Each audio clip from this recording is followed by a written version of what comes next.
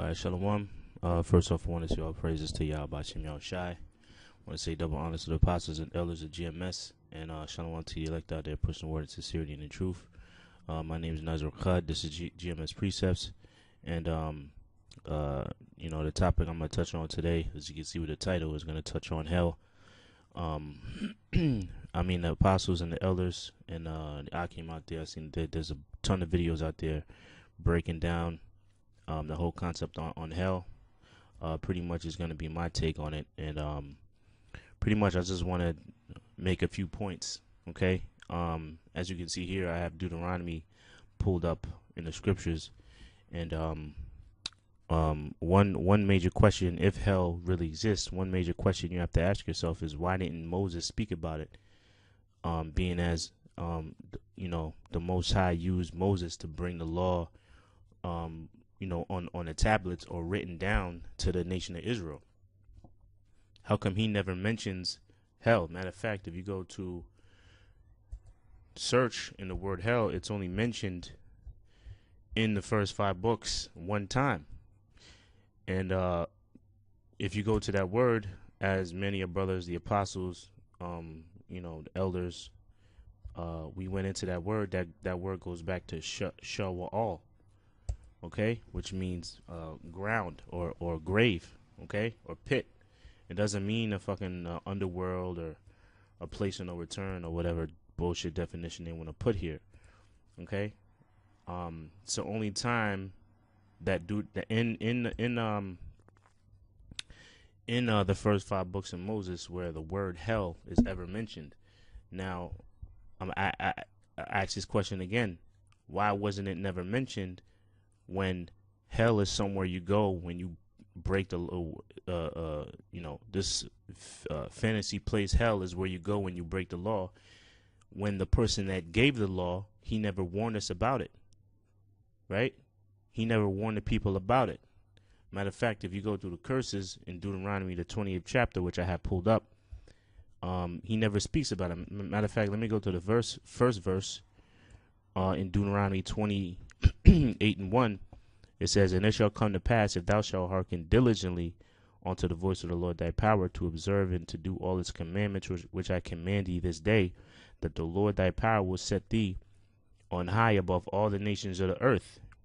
And then it goes on from 1 all the way down to the 14th verse about all the blessings and the promises that will happen if the people or the Israelites keep the laws, okay, and follow all the laws, statutes, commandments that was given to them.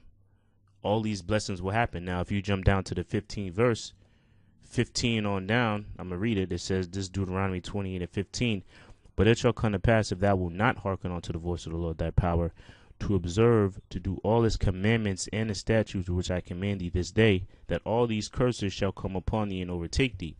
Now, if you go down from the 16th verse all the way down to the 68th verse, it goes through all the curses that's going to happen, that will happen to Israel if they don't follow the law, statute, commandments that were given to them.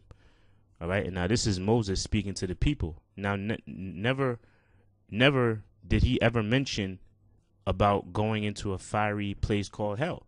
It's never mentioned. So that's a question that you Christians and you people that believe in the doctrine of hell, you gotta ask, why is that? Why wasn't the person who gave the law to the Israelites never mentioned? If you don't, basically, hell would be in the curses right here. Hell would be in one of these verses if it existed. Oh, also, by the way, you'll also get sent to hell and burn forever. It's not mentioned. So that's one thing that you have to ask yourself if you're a Christian and you believe in that doctrine, which I'll get into. Well, I'll just mention it now. Which that whole thing goes, just like the elders and apostles went into. That all goes back to Greek mythology. The whole doctrine of hell, that goes back to Greek mythology. Okay, I believe the one that really pushed it into so-called Christianity wasn't until 5 to 6 centuries after the Lord was on the scene. by the name of well, the first one was Tertullian, okay, which from he was around the time of 150 to, or could be 230. I got it written down. Matter of fact, it's right here. 155 to 240 AD, and the one that really pushed it was Saint Augustine from 350. He was alive from 354 to 430 BC, and he really put and they both got it from Greek philosophy or Greek mythology. Okay, the whole story of going down to Hades and all that. That's all Greek mythology. That also goes back to other customs as well. Matter of fact, in the time of Moses, he was he grew up an Egyptian, so he knew all about what they believed in as far as the afterlife and all that. So he was aware of it, but he never mentioned it because it wasn't a taught, or it wasn't the whole thing of hell was never taught to Israel for a reason. Why? Because that's something the heathens believed in. Now, also you had the Lord. I believe he only mentioned hell a few times. See all these words and all these words you see. I just typed in hell in the description box right here, and all these words came up, and they all go back to the word shawa'al, which means grave or pit. Okay, all these words in the Old Testament here. Okay, all right, all these words mean shawa'al. Now the Lord, if this was a major thing that he had to teach his people, why didn't he stress it? Why didn't he be like, look, if he never really stressed it. The only people in the New Testament that spoke or mentioned the word hell was the Lord and James. I believe it's James in the third or the second chapter. They mention the word hell. Matter of fact, let's see. It's James 3 and 6. Okay, let's see what that says. James 3 and 6. What is that? Fire. Let me see. Hell. So it means Gehenna, which is what? It means the grave. All right. It means the grave. It means it actually is two words that go back to, which translate to Valley of Hinnom, which was a valley in Jerusalem that all the garbage, all the dead bodies, dead animals were thrown in there and burnt. So whenever they made a comparison of death, it's the word is synonymous with death and the grave. So that's all it means, that word hell. Okay.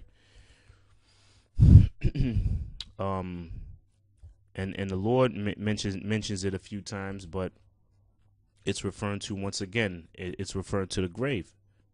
All right. And I'll give you another example of somebody that never mentioned the word Paul. Matter of fact, all the other prophets in the New Testament, they didn't mention it. Like I said, you got John the Revelator, you got John the Revelator, you got Paul, who did a lot of works. Okay. Matter of fact, I have a scripture here. It says Acts 20 and 27, for I have not shunned to declare unto you all the counsel of the Most High. So Paul was a man that didn't hold back, man. All right. He revealed everything onto the Israelites. He revealed everything onto the Israelite foreigners.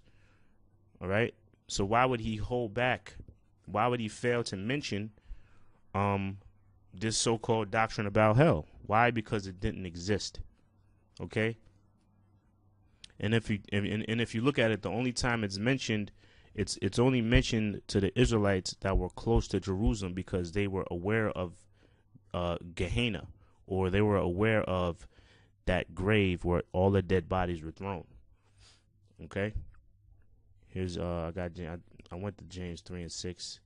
This is and this is the other time hell is mentioned in 2 Peter's, but this hell is a different hell. Okay. This hell is let me just read the scripture. It says, for if the Most High spare not the angels that sinned but cast them down to hell and delivered them into the chains of darkness to be reserved for judgment. That's going into the elect. That angels that sin, that's going into the elect. If you go to the word hell in this verse right here, it goes back to Taro, which is only mentioned once. Okay? Which is saying it's supposed to be some sub-Saharan part of hell, where all the once again it even tells you in the definition the name of sub-Saharan region, doleful and dark, regarded by the ancient Greeks as abode of the wicked. Okay, so that's they're telling you that was a Greek thought. It was a Greek philosophy. The Greeks believed in this place called Tartarus. Okay, all right. But really, that scripture is speaking about the elect and that hell. Matter of fact, if you get let me get Jude, because the precept is in Jude. Let me get Jude. I believe is the 6th verse. Jude 1 and 6. Right. It says right here, and the angels which kept not their first estate, but left their own habitation, he hath reserved in everlasting chains under darkness unto the judgment of that great day. And that's referring to that darkness is referring to this place here on planet Earth, man.